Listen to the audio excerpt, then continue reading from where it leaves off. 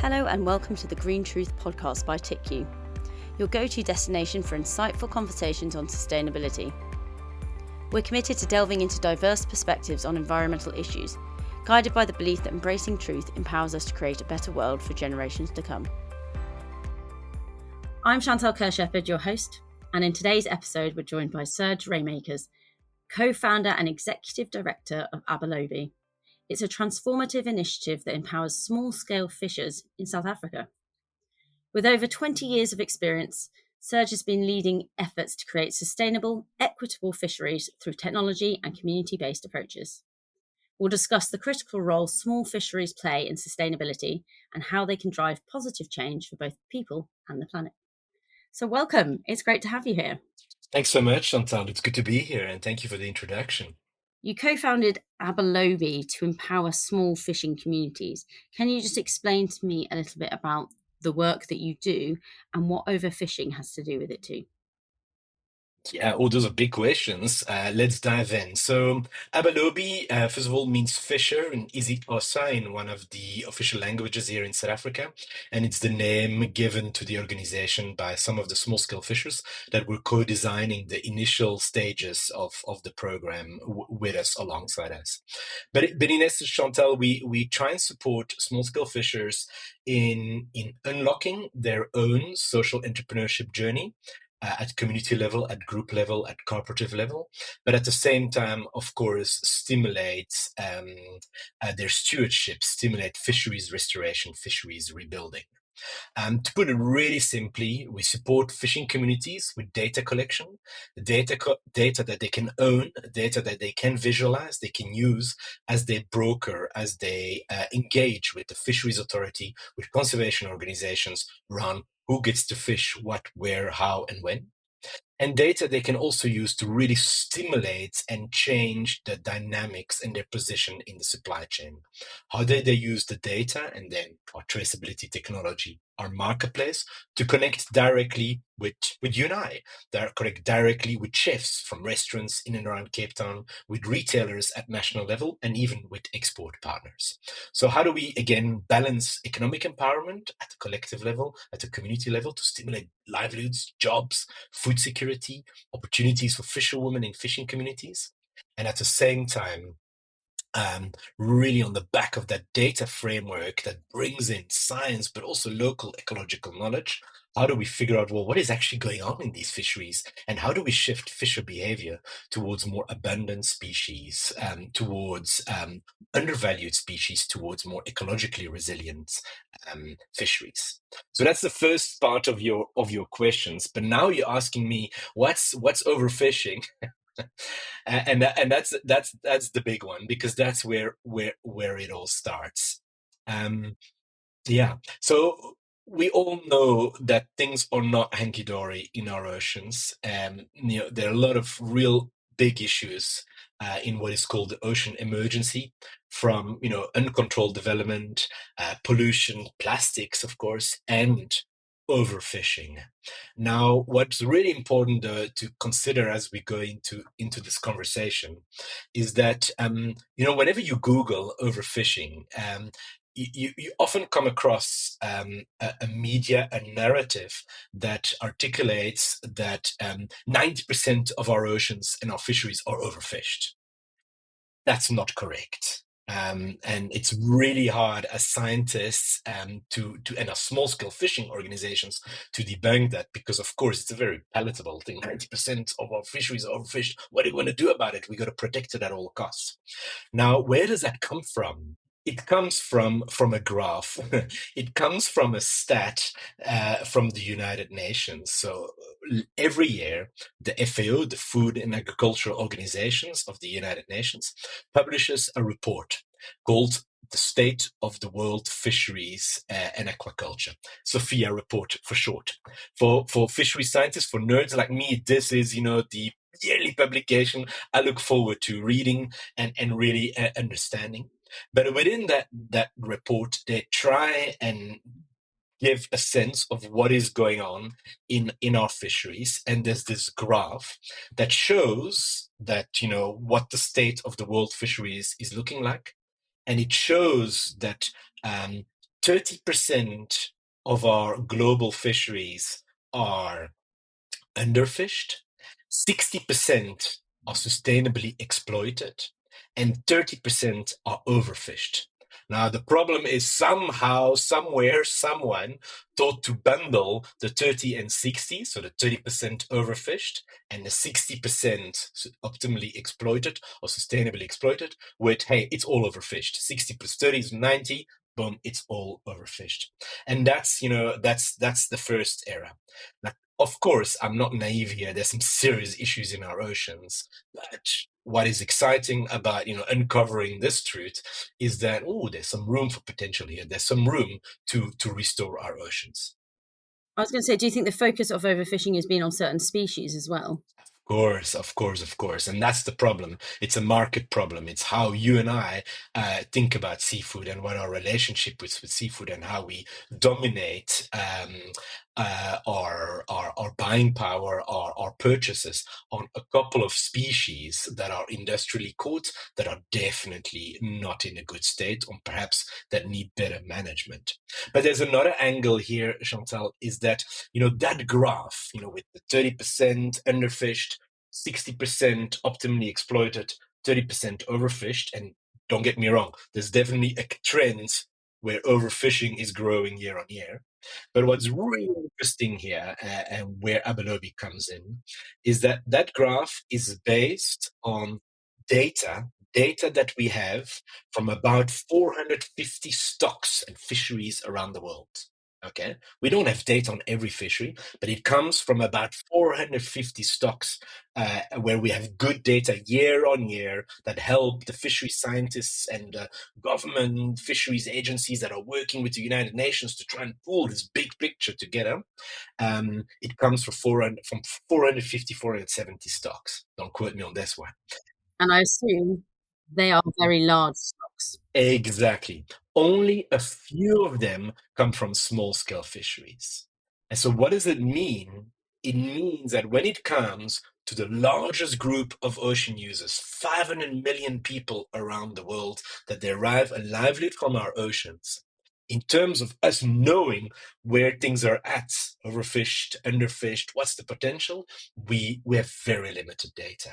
And we tend to extrapolate a narrative around overfishing, which often means let's disengage, let's protect at all costs, instead of saying, hey, let's go and work with these small-scale fishing communities and figure out what they have in their heads, in their collective heads, around the state of their fishery, and then work with them towards a strategy, towards rebuilding, restoration, sustainable management. And you mentioned a word, a phrase rather, sustainably exploited. Can you just talk through that a little bit? Because I'm sure that plays into how small fisheries manage themselves. Yeah, it gets very technical, so I'm going to try and be as basic as possible. But first of all, there's this concept of overfished. Overfished means that the stock, the fishery, when it's overfished, it does not have the capacity, it does not have the capability to regenerate, through the various cycles, life cycles, at enough rate to grow again. So a stock is overfished.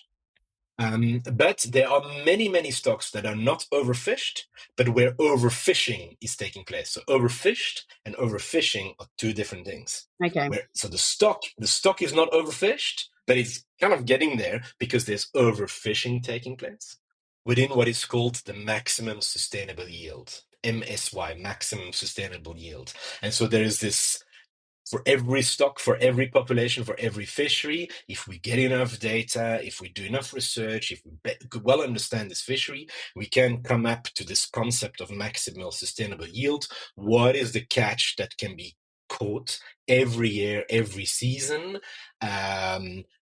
allowing the stock to regenerate year on year at a sustainable level? Maximally exploited, maximum sustainable yield, that's that 60%. And how does this feed into a fishery being sustainable for the planet, not just within its fishing boundaries? Yeah, good question. Okay, so where we come from and how we think about our contribution as an organization is that you know we need to look at the really big picture here. We need to look at planetary health for both, nature and people. In fact, they're one and the same. Right now, we're not just in an ocean emergency, we're in a climate emergency. We're in a crisis. I strongly believe that, within this climate crisis, our oceans are buffering us against the brunt of climate change. Through their heat absorption, to their carbon sequestration, our oceans are saving our bacon at the moment. Like, obviously, there's some real issues. The fires in Los Angeles right now are another example of what is going on. But overall, if we didn't have our oceans, like, things would not be good. Okay, so for our oceans to do this and really regulate our climate, they need to be healthy. They need to be healthy. They need to be have functional ecosystems. Great. How do we do that? There's kind of two ways to do this. The one is marine protected areas, and they play a key role, no doubt, and we'll probably talk about this a bit later on. And the other way, where we think as Abelobi we can have the biggest impact in the shortest period of time, is to support these 500 million people around the globe that are catching, in a small scale, low impact way, 50% of our global catch, that are feeding billions around the globe, to support them in their journey towards sustainable fisheries, where we don't just look at the stock, of course, and the maximum sustainable yield and the regenerative power of that stock, of that fishery, of that ecosystem, but we also look at the food security, at the livelihoods, at the well-being of these coastal communities, who in turn, if they've got basic, and we've seen this over and over again in many case studies around the world, who in turn, if their well-being is being enhanced, can really play that stewardship role we so desperately need them to be. Have you got a good example of where this is working really well? I mean, there are thousands. Of course, I'm very excited to share, an example close to home where, within Abelobi, when we first started and we started connecting these fishers with data collection opportunities and electronic logbooks with a decentralized and connected cold chain for them to be able to sell their catch directly to you. When we first started working with these fishing communities, all indicators were like deep red, purple, from a social, ecological, economic point of view. There were some real gender issues. There were some, there was massive food insecurity. And of course, the large majority of the fishers were targeting species that were overfished, that were, in dire straits. Why? Because that's what the buyers at the harbor, would pay an okay price for, and that's what they thought the market would want. Because again, we've so disconnected the fishing communities to the market. Through the Abelobi model, by tapping in on fair pricing, data collection, decentralizing the supply chain, bringing the value of the fish and of the supply chain closer to the community, we've been able to not only stimulate economic empowerment and fishers earning a fair price for their catch, which they sell to you or me, or restaurants. We've not only been able to sort of look at the jobs, the very often invisible, unremunerated jobs of women in fishing communities, but by working and reconnecting the supply and the demand, the market with the fishing communities, we've been able to shift a fishery that was catching 50%, 60% of what they would bring in at the landing site every day were overexploited, overutilized species, were in real trouble. They're now fishing 97% of what they catch on a daily basis comes from ecologically resilient abundant stocks. That's Amazing. exciting. And Yeah. where do you get all the data to make sure those stocks are abundant? Yeah, it's a good question too. By collecting data on a continuous basis to do stock assessments, to get a better understanding of what is going on in the stock, you don't just need a snapshot survey here and there. You don't need a little bit of data there and there. You need continuous high quality data for a longer period of time. Well, we've got 7,000 small scale fishers using the Abelobi Fisher app every day to collect high resolution, good quality data that is verified in the supply chain through our traceability system before it ends up at your door. And so on the back of that data, and of course other data and partnerships with other NGOs and government institutions, we know that these stocks that they're moving towards, that they're shifting fishery behavior towards, are doing really well. Brilliant. And how does abalone play into the stewardship of a healthy ocean? There's sometimes a narrative that fishers are just there to fish as much as possible, whenever they can, whatever they can. Um, as a fishery scientist, dabbing into not just natural science but also social science, um, I've learned over and over again, and I've seen over and over again, that small-scale fishers who are place-based, who have a very deep connection with their fishery, don't think about it the way potentially sometimes one can assume. They have a whole bunch of inherent rules and norms at community level that dictate who gets to fish what and when, and what to do when potentially they're fished on a reef for a particular time and they need to move over to another reef, or how to maybe sanction and engage with members of the community who are fishing species they're not supposed to fish. So it's about stimulating and unlocking that sort of governance systems to promote resource protection, to promote stewardship. I love it. I think it's a brilliant way to look at it, rather than having all these mass-produced organisations bringing all the food to us. It should be local communities. They know what's best for their area, and certainly they should be producing more and have more ownership of that as well. Yeah, no, we as humans, we tend to look for unicorns, and we tend to look for solutions that that are simplified as possible and that can operate at scale. And so we think about fish farming at scale in very economically productive systems. We think about industrial fisheries, and sure, don't get me wrong here, that in this current world we live in, they have a role, but they also have limitations. At the same time, I've said it a few times already, but we have 500 million people. That's a lot of people that have a direct connection with the ocean, that are, can be the stewards of our oceans, that can derive not only a sustainable livelihood, but also support the health of our oceans. Our best chance to have healthy oceans, let's support them.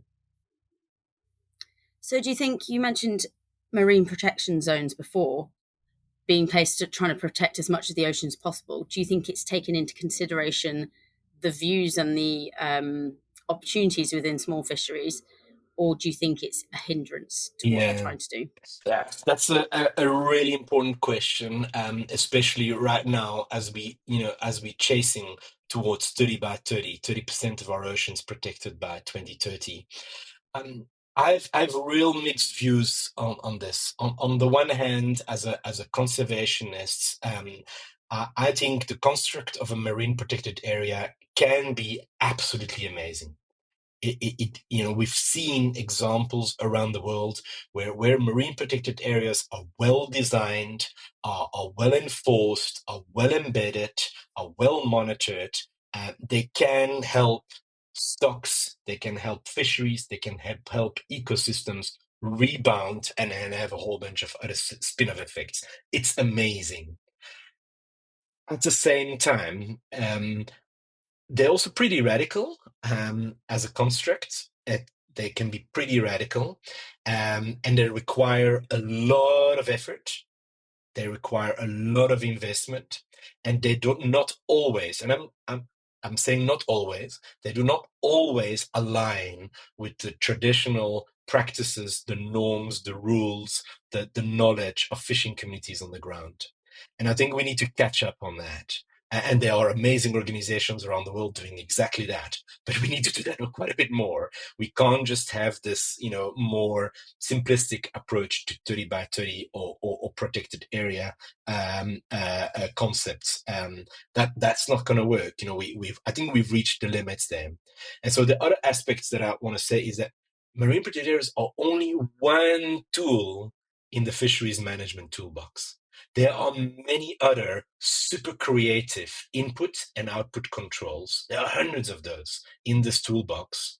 And sometimes, and this is my opinion, I feel we've put this MPA thing a little bit too much on a pedestal, and we've forgotten that we've got a whole array of tools at our disposition that we can work on with small-scale fishing communities to achieve very similar impact, very similar positive impact, very similar conservation than just marine protected areas. So what I'm trying to say here is that I would love nothing more than for marine protected areas to be elevated where they can be and where they need to be, where they can be as locally contextualized as possible, where they really work.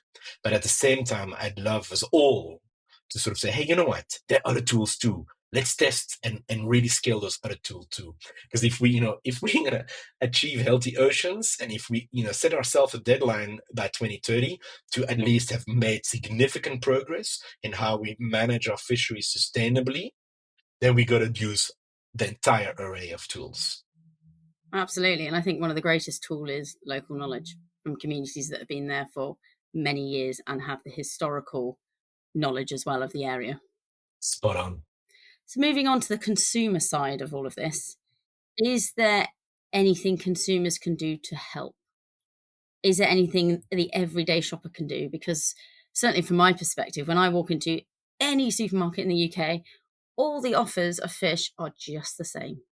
Yeah. Okay, now you're really getting me going, Chantal.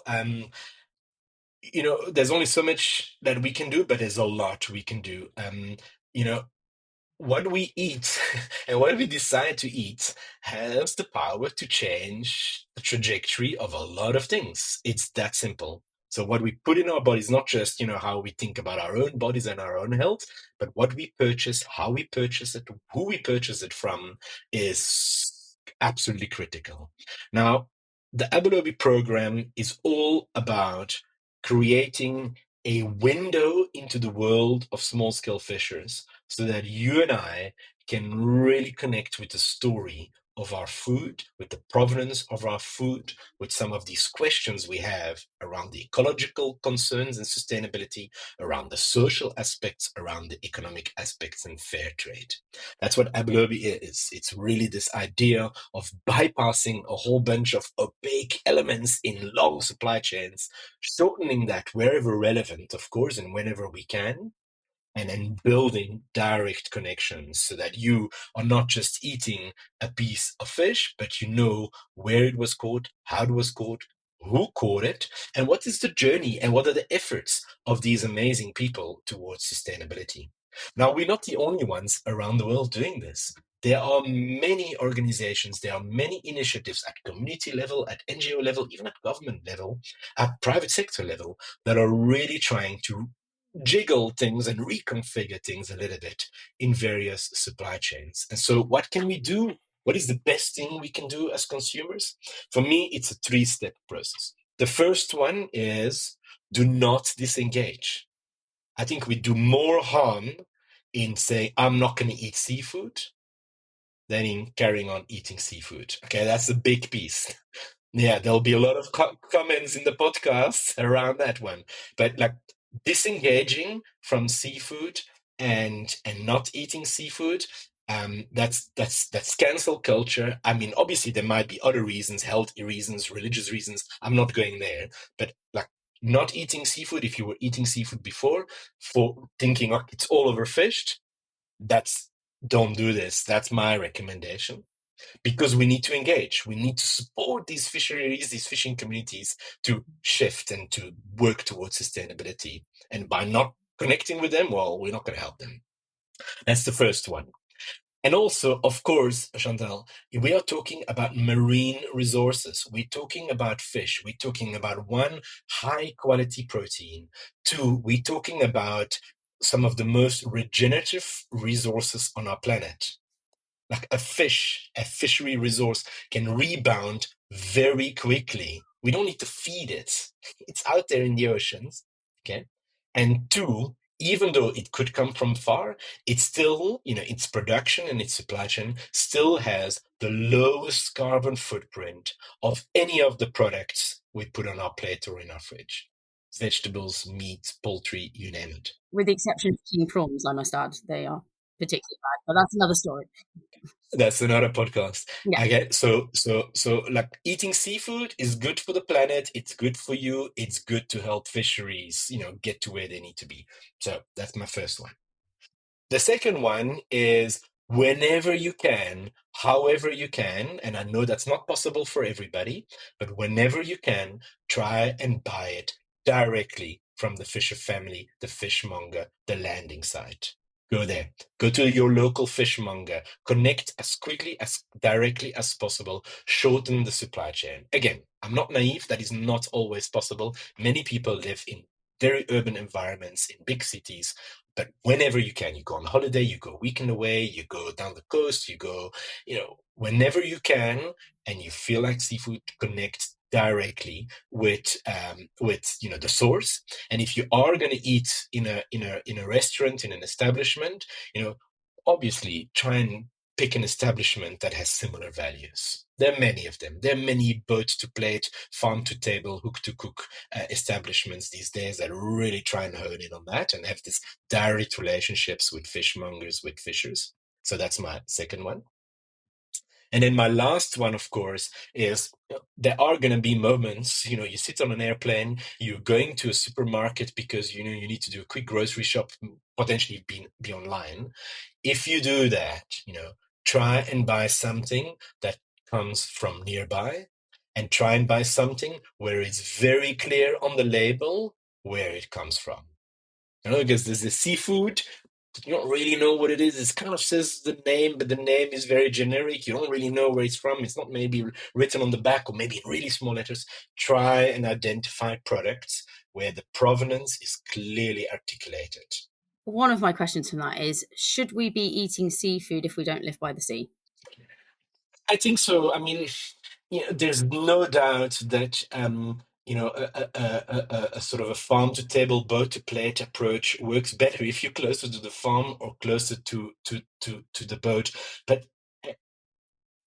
and indeed, if you live in South Africa like me, it's easier. Of course, I can literally walk to the harbor. Um, but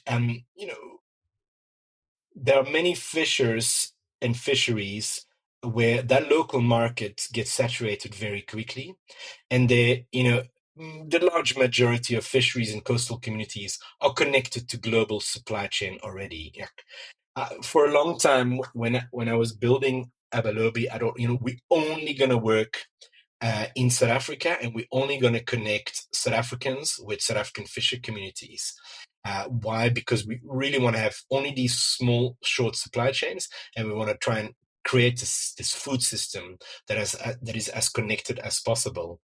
But the world doesn't work that way. Commodity markets, value chains, just realities, don't work that way. Plus, very often, the local market is saturated, and the fishery actually has more catch, sustainable catch, than what the local harbor, what the local village, or the area can take on. And so then it gets to be traded, and it goes further away. So I personally think that if you live in a landlocked country, of course, if you can, you're going to try and connect a bit more with the small scale producers that are in and around you, likely farmers. But if you're going to buy seafood, again, buy it from a source where it's clearly articulated and there's some kind of level of verification that gives you a good idea of where it comes from, who caught it, um, what's their journey, and was it sustainably caught. And actually, you made me think of this now. There's a fourth one. Don't eat the same thing. Don't eat the same thing. Like seafood is not just prawns and salmon and some white fish that has lots of different labels, and tuna and whatever, and squid or calamari. Like that's not it. There are thousands and thousands of species. Be adventurous. be adventurous. It's all, I mean, if the cold chain is well maintained, if the fish or the product is being caught in a particular way, they all have amazing flavors and they're super healthy. I think, like everything in life, variety and diversity is the answer to it all. And I do just want to touch on one thing before we go on. What does the future of sustainable fishing look like? There are a lot of labels, food labels, I'm not going to name them specifically, that are put on certainly seafood, sustainable labels that kind of let you absolve your responsibility. Do you think they're good enough, or do you think we need to do more investigation ourselves? Hmm. Whoa, that's another big one. S- some are really trying their best. They are really trying to uphold the values, the conditions, the commitments that they've made, and they've put in a lot of elements in place, a lot of investment, so that when you buy it, you can sleep at night knowing that this group that has put this stamp or this label on this product has done their utmost best. Okay, that doesn't mean it's bulletproof, but at least there's a strong effort there. Unfortunately, there's a lot of greenwashing too, and even blue washing social issues. And so, at the same time, there are many organizations that are investigating these things, that are trying to, really unlock this and tweak this. So yes, you can't just trust every label, but you can't do that with anything anyway. So that goes back to my point, is that whenever you can connect directly with the fisher, the fishmonger, the fish family, there are many opportunities. There are many e-commerce websites these days that can really help you with that. There are many in your country as well that I know of. So whenever you can connect, even if you live in a city, if you're going to buy at retailers, take some time. Take some time to read the label, to check it out, to speak to the person that's standing there. Do a little bit of homework. It might not be bulletproof. You might, feel more confused at the beginning at least, but do this over and over again, because it will stimulate the retailer. It will stimulate the larger establishment to make sure that, going forward, they do more and more of this transparency and provenance. Engage more if you can. Engaged. That's it. That's it. And it's interesting. It's really interesting to know where things come from. You're about to put them in your body, so it's really good to figure it out. I think we do it a lot, certainly in the UK with strawberries. We all know when it's British strawberry season. So why don't we know when it's the fishing season for what UK fisheries offer? Exactly. Exactly. Another big question for you. What does the future of sustainable fishing look like, and seafood consumption as well? Yeah, I think there's a real there's real momentum at a global level now, at lots of different levels. So governments, conservation NGOs, civil society, fisheries, industry. Um, there's real momentum realization that sustainability is not just the ecological component. It's not, if the fish stock is okay, it's sustainable. Sustainability is much more than that. It's looking at the social aspects, it's looking at the economic aspects, it's basically looking at triple bottom line. And that's exciting for me, even though we're going to have a few hurdles along the way.